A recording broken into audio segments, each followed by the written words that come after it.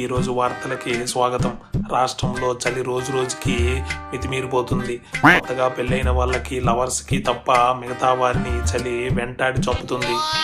దీని మీద మన రాష్ట్ర ముఖ్యమంత్రి కూడా దిగ్భ్రాంతిని తెలియజేశారు. కానీ ప్రతిపక్ష నాయకులు మాత్రం ఈ చలి మీ అసమర్థ పాలన వల్లే వచ్చింది, అదే మేము అధికారంలో ఉంటే ఈ చలిని ప్రజల గుమ్మం దగ్గర కూడా రానిచ్చేవారం కాదని అసెంబ్లీలో కొట్టుకుంటున్నారు. ఏమైనప్పటికీ ప్రభుత్వాలు ప్రజల కోసం పనిచేయవు, మనల్ని మనమే కాపాడుకోవాలి. కాబట్టి అందరూ స్వెటర్లు ధరించండి, సురక్షితంగా ఉండండి. ఈ వార్తలు ఇంతటితో ముగిస్తున్నాను, ఎందుకంటే నేను కూడా చలికి చదవలేకపోతున్నా.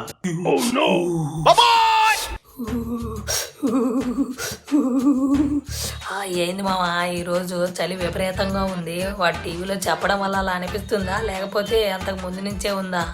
ఎప్పుడు బయట పొద్దున్న లేచి దగ్గర నుంచి చలికి తట్టుకోలేక ఇక బాత్రూమ్ కూడా పోకుండా ఇక్కడ కూర్చొని రగ్గొప్పుకొని వాడెవడో టీవీలో చూస్తే చలి వచ్చిందని మైండ్ పడిన మాట్లాడుతుంది.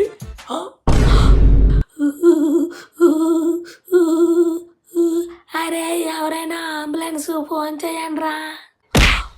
ఇప్పుడు అంబులెన్స్ ఎందుకురా బుడంకాయగా? అరే ఈ చలికి తట్టుకోలేకపోతున్నాను రా, చచ్చిపోతానేమని భయం వేస్తుంది. ముసలాడు పెట్టరా బుడకాయగా చలికి చదవడానికి మూసుకొని రంగొప్పుకొని సరిగ్గా. ఆత్రంగా ఏంట్రా ఈ చలి ఇంతలావును విపరీతంగా జనాల మీద దాడి చేస్తుంటే ప్రభుత్వాలు ఏం పట్టించుకోవా, ఏం యాక్షన్ తీసుకోవా దాని మీద?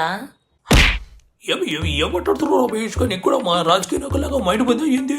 ప్రభుత్వాలు వచ్చే సల్లాపితే ఏంది? ఎవడో నీకు చెప్పింది రే పప్ప? ఈ చలికి వాడి మైండ్ పోయినట్టుంది. ఓ బకెట్ ఐస్ నీళ్ళు వాడిని ఎత్తిన పోయాను రా, బాగుపడుద్ది మైండ్. రే బుడంకాయగా ఎక్కువ మాట్లాడావనుకో బాగా మరుగుతున్న నీళ్ళు నెత్తిన పోతా, తాటలేసిపోద్ది ఒళ్ళు. ఆ పంచాయరా మహేష్, చలికి తట్టుకోలేకపోతున్నా, కాసేపన్నా సమ్మగంటది. అరే నాకు బాత్రూమ్ వస్తుందిరా. అయితే నీ బాత్రూమ్ వస్తే మేము మమ్మల్ని ఏం చేయమంటావు? మమ్మల్ని తోటరమ్మంటావు? ఏంటి నోరు మూసుకొని పోయి బాత్రూమ్ కూర్చోకుండా చంపు తీసుకొని కొట్టానంటే ఎక్కడే కూర్చోటావు?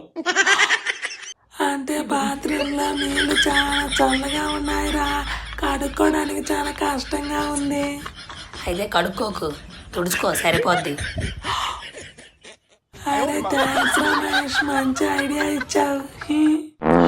ఇద్దరు లేఖన వాళ్ళందరూ నా పక్కన కూర్చోవడం దొరకబడుతుంది. ఇలాంటి టైంలోనే మంచి లవర్ పక్కన ఉంటే ఎంత హాయి అనిపిస్తుందో.